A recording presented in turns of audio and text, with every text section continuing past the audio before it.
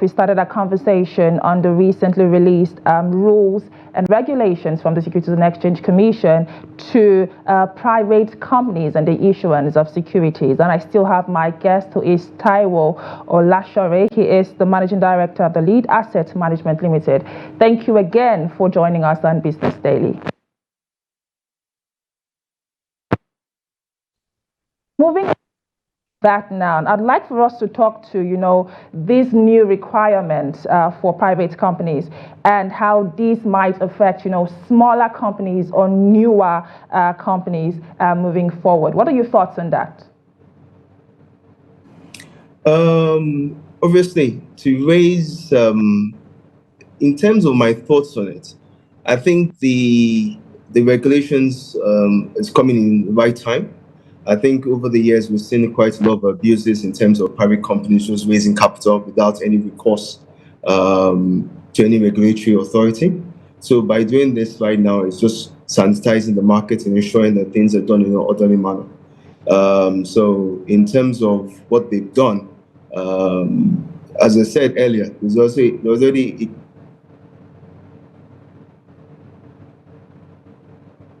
we seem to have lost our guest there. We were speaking to issues around the recently released issuance of rules and regulations from the Securities and Exchange Commission to private companies, especially on the issuance of securities and allotment. And we had spoken to how much of an impact they have on private companies and the general business space.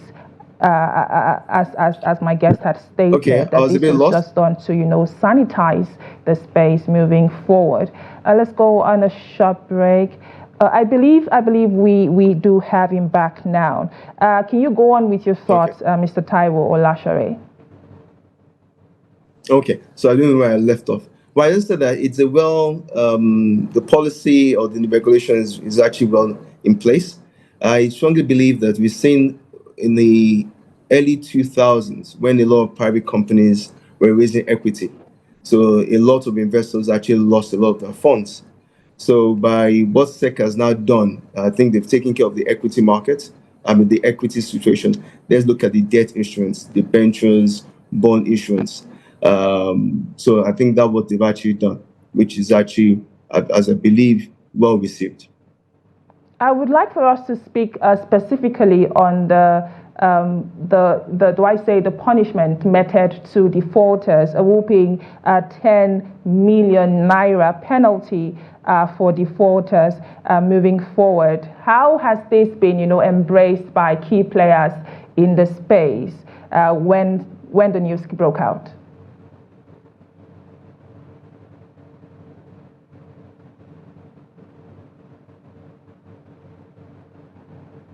We seem to have a bit of a network challenge there, but I would just like to point out that we obviously had seen the issuance of new rules on the issuance of securities and allotment for private company securities. And what this goes on to say is that there is a maximum fundraising capital of about 15 billion naira within a one-year period for private companies, and there is also the 10 million naira penalty for defaulters, and this is according to the Securities and Exchange Commission. And there are a lot of questions and conversations as to how these will affect private companies and also newer companies who have come into the space. But my guest, Taiwo Olashore, is back with us now. I will just like to, know, like I stated before, how the feedback or how the space and players within the space took, the news on the 10 million naira fine for defaulters within the space. What was their reaction when this came out? Okay, there's always going to be a sudden knee-jerk reaction in terms of, wow, that's a lot. But the reality is that if you're doing the right thing, nobody sets out to start a business to start defaulting. So I think it's well received in terms of looking at what the magnitude is. What you're just saying is that if you're raising capital, raising debt instruments without getting the SEC clearance, you will be fined. And so obviously, if you're doing legitimate business, you will naturally go and get the necessary approvals before the debt instrument is actually issued to the market. But are there any, potential drawbacks to this regulation? Because so far you have only, highlighted the benefits that could come out of this. Are there any negatives from this memo from the Securities and Exchange Commission? So explain that. Negative in what sense? No, I'm asking. You have over time and highlighted the benefits that would come from, this new set of rules and regulations. But one question that is on the minds of most Nigerians is, are there any potential drawbacks that we should expect moving forward? I seriously don't expect any drawbacks in terms of the new regulations. The only thing is that obviously people have the companies, the private companies that have done the issuance prior to the regulations were given 3 months to get their act together and to get necessary issuance filed with the SEC. So I don't really see there being a drawback. But will this set of rules affect, smaller companies or newer companies differently from the older ones?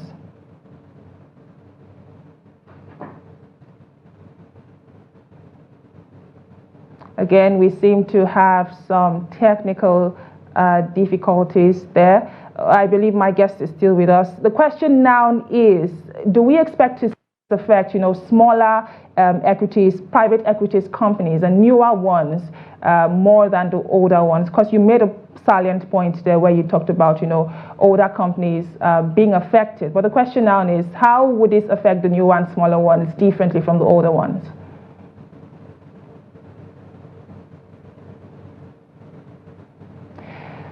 Fortunately, again, we seem to have some technical difficulties, but while we try to get our guest back, I will just again talk about how or what the issue is, or what the issue that we are currently conversing on is about. I believe on Friday, we saw a new set of rules and regulations issued by the Securities and Exchange Commission, where the maximum fundraising capital of 15 billion naira within a one-year period has been issued for private companies. And the question on the minds of most Nigerians is, how will this limit or expand their growth or their expansion plans, like I stated? And again, there has been the issuance or the 1 million naira, 10 million naira amount, to be paid by defaulters moving forward. And there are, concerns and conversations around how this will potentially benefit the equity space moving forward. But let's go on a short break. When we do return, the conversation continues.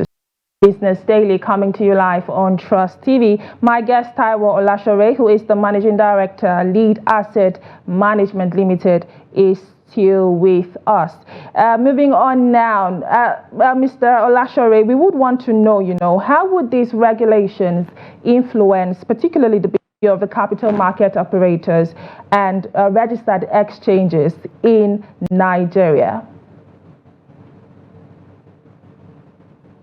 Sorry, can you repeat the question again? How will this set of rules and regulation, that is the fundraising capitalization of 15 billion naira within a year, affect the behavior of the capital market operators and the registered exchanges in Nigeria moving forward? Okay, so I did say that they would need up to 15 billion. But in the event that you're raising more than 15 billion, what I would suggest, based on the guidelines, is to become a PLC. So you can now, obviously, once you're now a public limited liability company, you can now seek to raise additional funds to run your business.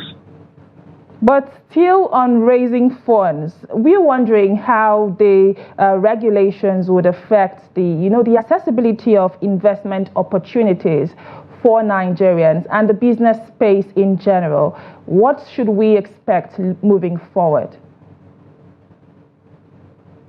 So I didn't get that.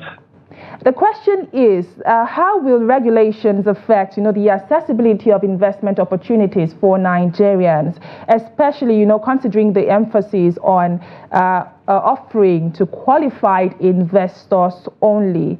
How would this impact on investment opportunities for the ordinary Nigerian who is watching? Okay, so like most investments, I think the reason why they said it to qualified investors is because of the level of risk inherent in the investment. Since it's a private company, it's limited mainly to institutional investors or ultra HNIs, network individuals.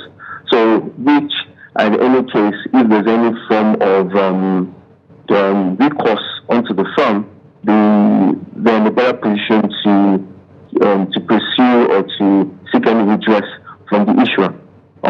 So that will say that if I don't think utilization of funds, I raise money for X, Y, and what I've done is in line with what is in the trust deed or was stated in the prospectus. So I think that's why it's not the segment of the market is appealing to is restricted for now into looking at mainly private institutional investors. Well said there. Have been speaking with Taiwo Olashore, who is the Managing Director, Lead Assets Management Limited. Thank you for your insight on the program this morning. Okay, you're welcome. Unfortunately, our time is fast spent, but this is where we say our goodbyes on today's edition of Business Daily. We'll join the conversation on social media and let us hear from you how these will impact the equities market as well as the investment space in Nigeria. My name is Chiamaka Enendu. Thank you for watching and bye for now.